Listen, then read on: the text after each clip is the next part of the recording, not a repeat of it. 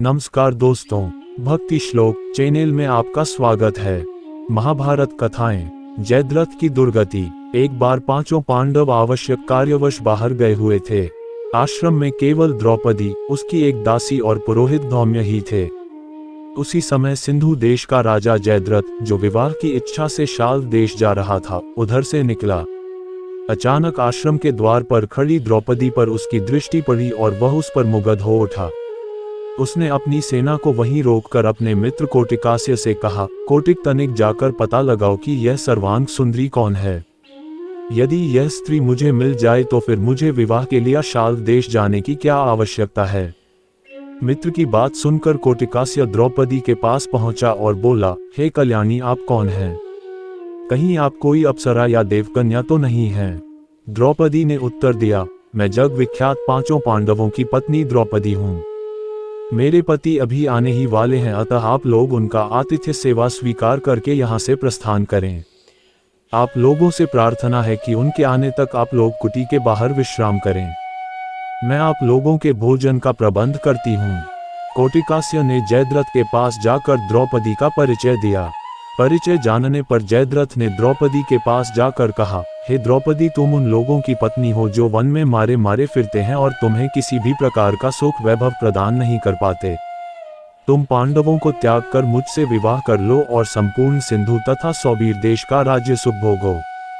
जयद्रथ के वचनों को सुनकर द्रौपदी ने उसे बहुत धिक्कारा, किंतु कामांध जयद्रथ पर उसके धिक्कार का कोई प्रभाव नहीं पड़ा और उसने द्रौपदी को शक्तिपूर्वक खींचकर अपने रथ में बैठा लिया।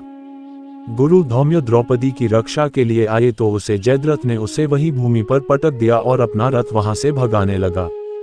द्रौपदी रथ में विलाप कर रही थी और गुरु धौम्य पांडवों को पुकारते हुए रथ के पीछे पीछे दौड़ रहे थे। कुछ समय पश्चात जब पांडवगण वापस लौटे तो रोते कलपते दासी ने उन्हें सारा वृतांत कह सुनाया। सब कुछ जानने पर पांडवों ने जयद्रथ का पीछा किया और शीघ्र ही उसकी सेना सहित उसे घेर लिया। दोनों पक्षों में घोर युद्ध होने लगा।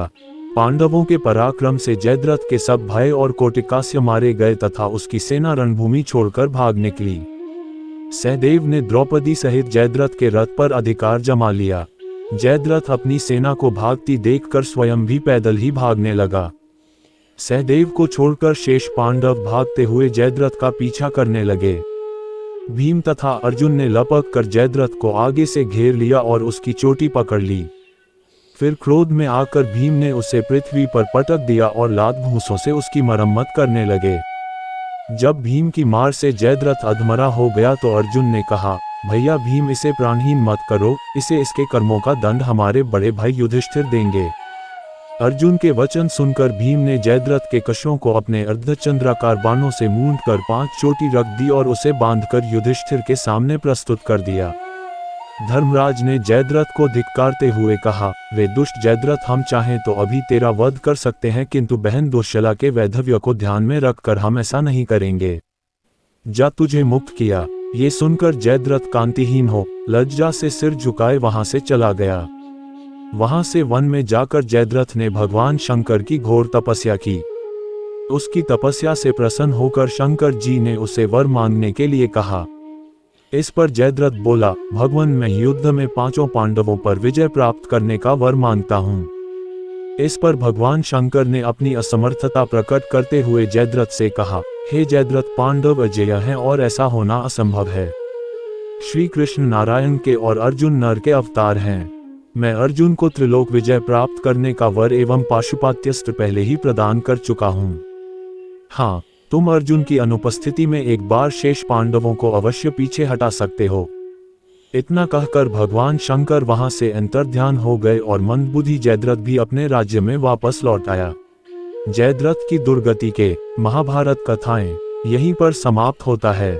भारतीय पौराणिक इतिहास के कुछ अनसुने तथ्य एवं रोचक जानकारी जानने के लिए अंत तक बने रहें और नेक्स्ट भाग देखने के लिए सब्सक्राइब करें हमारे भक्ति श्लोक चैनल को। धन्यवाद।